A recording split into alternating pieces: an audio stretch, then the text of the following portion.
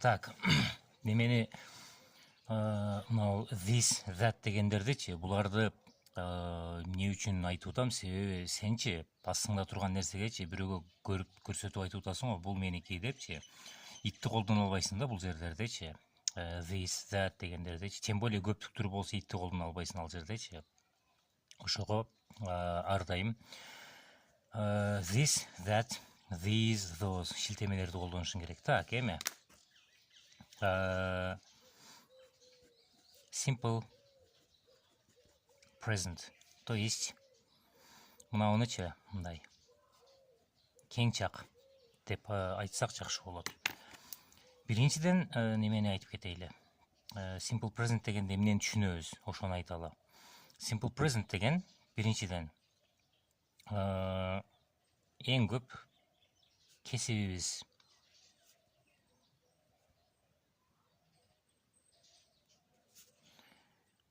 менен байланышкан, мисалы кыймыл, аракеттер. Эки, күнүмдүк жашоодо мындай ар дайым кылып жүргөн кыймыл, аракеттер. Анан кийин кандай десек, кыскача айтсак мындай да, биз негизи кылган мындай иштер деп айталы, же болбосо кыймыл аракеттер да. Неме немени жазып кетейин азыр.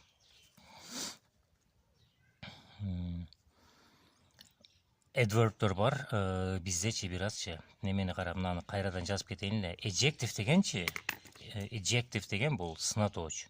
Заттын сынын билдирет булчу. Неме? Adverb бул этиштин сынын билдирет. То есть ошондо этиштин сынын билдирет деп атабыз го, ошондочу кыймыл аракет кара. Качан, там, каерде, кандайча, же болбосо кантип кылынгандыгын билдирет да. Ушул экөөнү мындай неме жакшы түшүнүп ал, себеби биз мындан кийин постоянно колдонобуз буларды. Особенно мындан кийин чактарды өтүп атабыз го. Этиштерди көбүрөөк колдонобуз го. Adverb'терди неме кылабыз да. Эми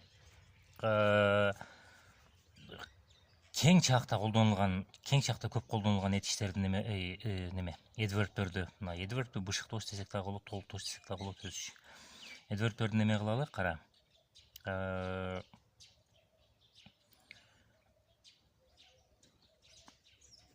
Always, ар дайым дегенди билдирет, мисалычы. Never деген мисалы. Эч качан, мисалы. Sometimes деген. Кээде, же болбосо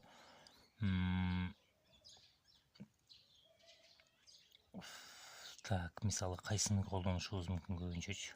Эми негизи ушулар да.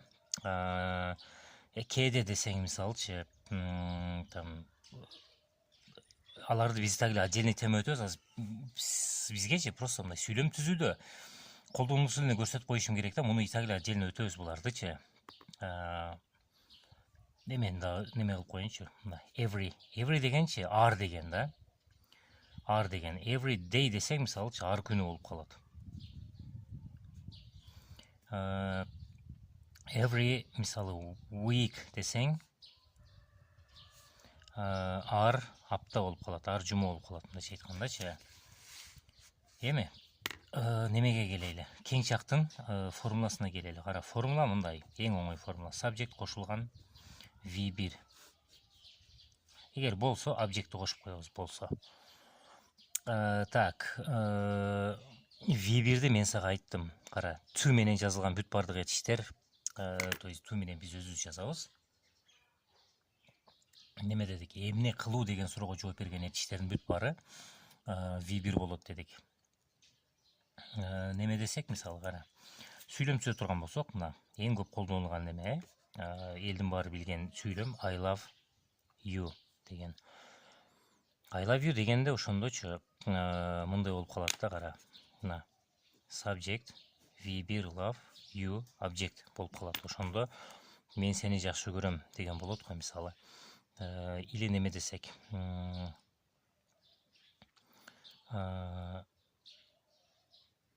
I love coffee десең, мен кофе жакшы көрөм деп атабыз, Ошондо мына love V1лерде мыналарчы бүт баары love етиштер.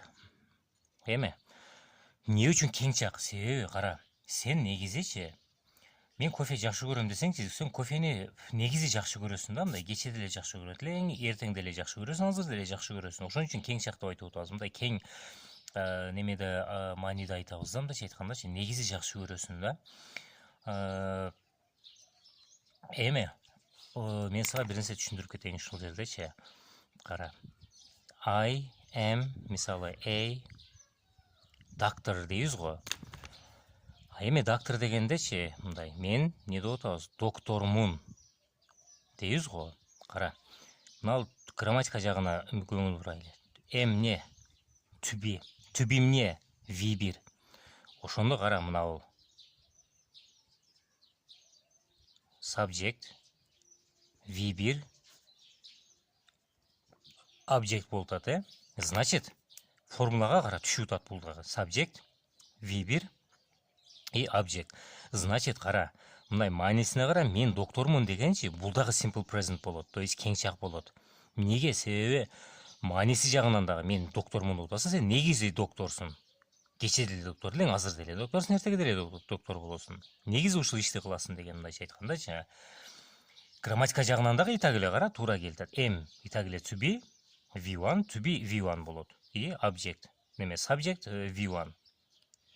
Ошон үчүн мен башта немен айтпадым сагачы. To be өтүп атканда, ошо I am a doctor деген негизи кең чак деп, себеби кең чакты өтө эле элек. Азыр айтсам болот, себеби кең чакты уже өтүп атабыз. Эми бул жерде мындай нерсе бар, кара.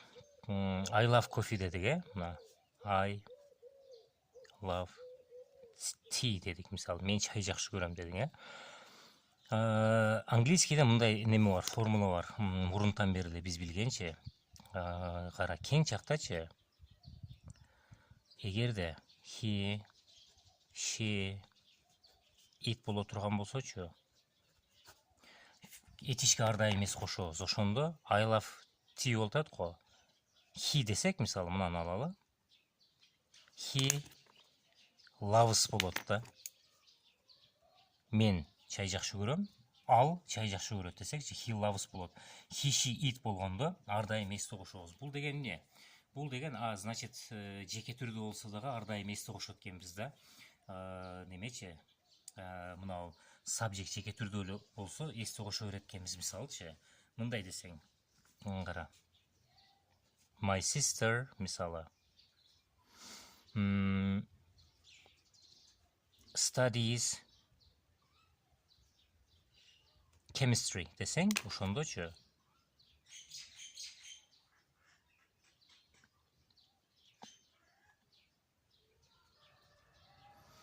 биз эмне дегенбиз?